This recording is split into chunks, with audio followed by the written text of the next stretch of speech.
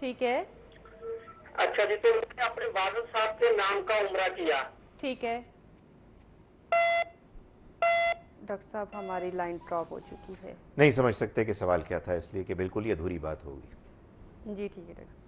اچھا ڈاکٹر صاحب یہ بتائیں کہ جس طرح والدین کے حقوق ہیں، بچوں کے حقوق ہیں، کیا اسی طرح پڑوسیوں کے، دوستوں کے اور ملازمین کے بھی کچھ حقوق انسان کے ذمہ ہیں؟ دیکھیے پڑوسیوں کے حقوق پر ہم نے بات کر لی، اور دوسرے لوگ بھی، رشتہ دار بھی، ان کی بھی ملازمین. بات ہو گئی. ملازمین کے حقوق پر خاص طور پر میں سمجھتا ہوں کہ بات ہونی چاہیے، اس لیے کہ آج کل ہمارے ہاں جو اصل ریئل رشتہ ہے وہ تو ہے ہی ملازمین کے ساتھ. یعنی کوئی آجر ہے تو کوئی ماجور ہے، کوئی اگر ایگزیکٹو ہے تو کوئی اس کے سبارڈینیٹس ہیں. اس معاملے میں یہ بہت ضروری ہے کہ اس بات کا خیال رکھا جائے کہ جو آپس میں معاہدہ ہوا ہے اس معاہدے کی پابندی کرنی ضروری ہے، اس شخص کو بھی کہ جو ملازم ہے اور اس شخص کو بھی کہ جس نے ملازم رکھا ہے. ایک بات.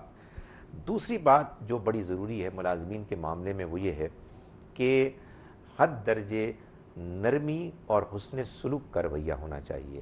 ہمارے یہاں عام طور پر ایڈمنسٹریشن میں اس بات کو بڑا ضروری سمجھا جاتا ہے کہ آپ جب تک کہ روپ دار باسی نہیں ہوتے اس وقت تک آپ کا کام نہیں چلتا.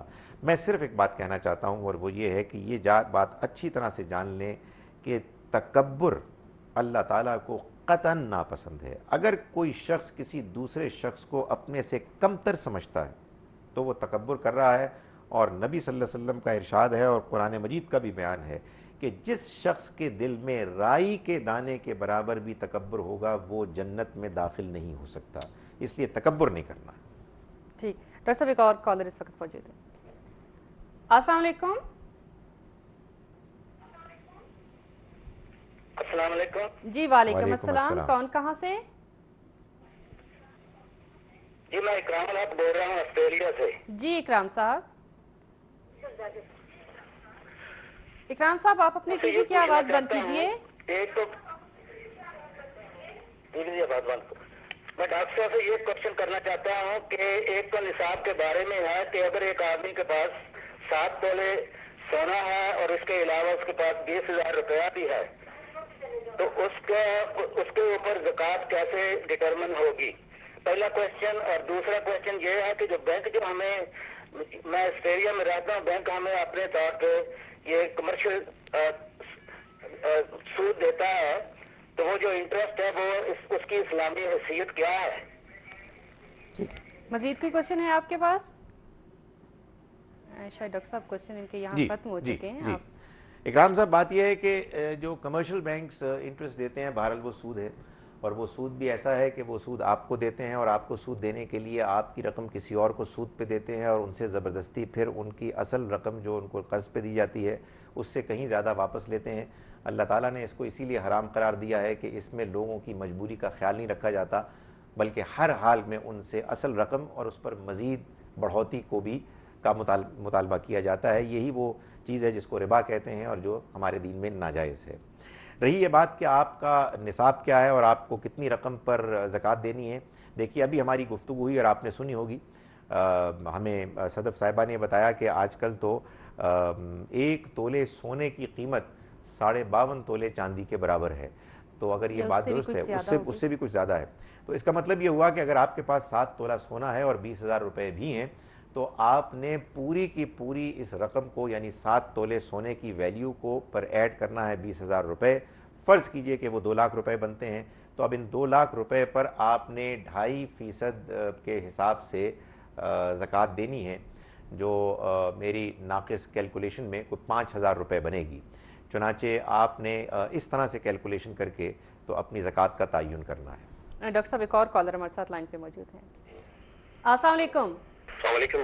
جی کون کہاں سے؟ السلام علیکم. داؤد اختر بات کر رہا ہوں جی سرگودا سے. جی فرمائیے. میں نے ڈاکٹر صاحب سے پوچھا کہ میری بیٹی ہے 18 سال کی ہے تو 2 سال سے میدے کی مریض میں السر کی اس کی مرض ہے. اچھا. اس دفعہ بھی وہ روزے رکھ رہی تھی، آج اسے 34 روزہ تھا تو اچانک اس کی طبیعت زیادہ خراب ہو گئی تو ہم ڈاکٹر کے پاس رہے وہ روزہ اسے یعنی کہ توڑنا پڑا جی. اس سلسلے میں پوچھنا ہے یہ گناہ اور ثواب کے بارے میں ڈاکٹر صاحب کیا کرتے ہیں؟ بہت مہربانی.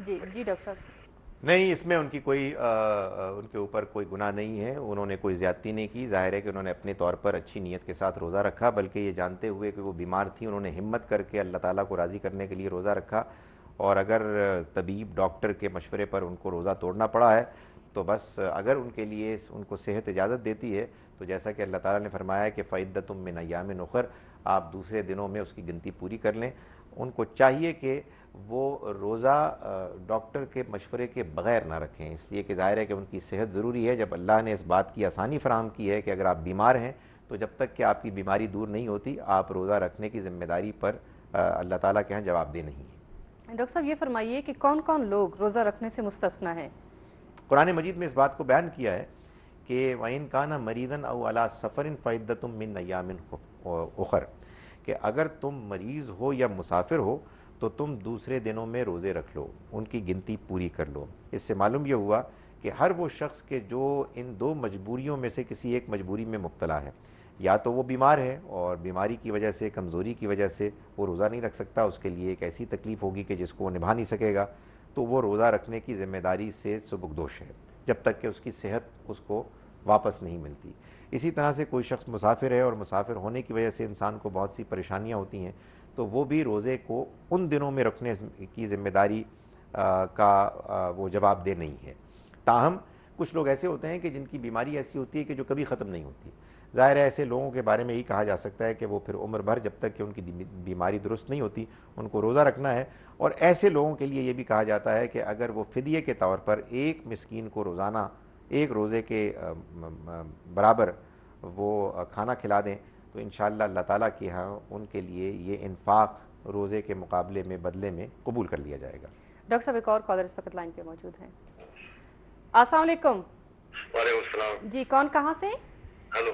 جی جی جی ڈاکٹر صاحب آپ سے ایک سوال ہے. جناب. ہلو. جی بولیے ڈاکٹر صاحب آپ کا سوال سن رہے ہیں. جی ڈاکٹر صاحب ہم یہاں پر جو ہے لیموزین ٹیکسی چلاتے ہیں دبئی میں. جی. جو ہوٹلوں میں چلتی ہے پرائیویٹ ٹیکسی ہوتی ہے. جی. تو وہ یہاں پر ہم نے لیے قسطوں پر. ٹھیک ہے. جو اپنی کمپنی سے. ٹھیک ہے. اس کی جو منتھلی قسط ہم پے کرتے ہیں تو کیا یہ سود ہے؟ ٹھیک ہے. دیکھیے بات یہ ہے کہ ایک بات تو یہ جان لیں کہ آپ نے جو بھی قرض لیا ہے وہ قرض آپ نے اپنی ضرورت کے لیے لیا ہے اور اللہ تعالیٰ ضرورت کے لیے قرض لینے والوں کے بارے میں بہت سہولت رکھتے ہیں. اصل میں جو لوگ مجرم ہیں وہ ہیں کہ جو قرض دے کے سود حاصل کرتے ہیں. یہ معاملہ کہ آپ نے قسطوں پر گاڑی لی ہے، جس شکل میں آپ نے لی ہے مجھے زیادہ لگتا یہ ہے کہ وہ شکل سودی کی ہے. لیکن میں نے پہلے گزارش کر دی کہ آپ چونکہ اپنی ضرورت کے لیے لے رہے ہیں انشاءاللہ اللہ تعالیٰ کے ہاں آپ کے بارے میں مواخذہ نہیں ہوگا. ویسے آپ کے لیے اس میں زیادہ بہتر شکل یہ تھی کہ آپ اس کو ایسے لیتے کہ ایک جانب آپ کرایہ ادا کر رہے ہوتے اور دوسری جانب آپ ٹیکسی کی اصل رقم ادا کر رہے ہوتے. ایسا ہو جاتا تو اس میں کوئی سود کا شائبہ بھی نہ ہوتا. تاہم میں آپ کو یہ برادرانہ مشورہ دیتا ہوں کہ آپ اپنی ضرورت کے تحت اس معاملے کو کر رہے ہیں اور آپ کے ساتھ جو ایسٹ انوالوڈ ہے وہ ایک فکسڈ ایسٹ ہے. اس وجہ سے انشاءاللہ یہ چیز سود کے زمرے میں آپ کے پہلو سے نہیں آئے گی. ڈاکٹر صاحب ایک اور کالر اس وقت لائن پہ موجود ہیں.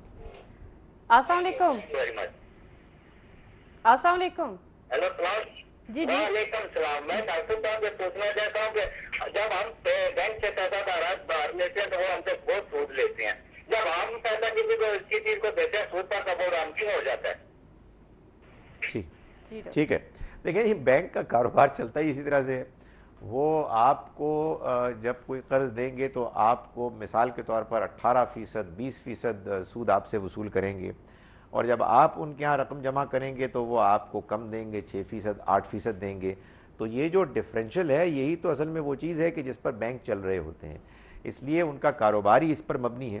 اس وجہ سے ظاہر ہے کہ ہم مسلمانوں کو یہ چاہیے کہ ہم کوئی ایسا طریقہ اختیار کریں کہ جس میں ہم بجائے سود کے لوگوں کو جب ہم رقم دیں تو ان کی جو کاروباری رزلٹس ہیں، نتائج ہیں، ان کی بنیاد پر واپس ان سے معاوضہ لیں اور ہم ان کے فائدے میں، منافع میں شریک ہوں، نہ کہ ہم ان سے سود وصول کریں.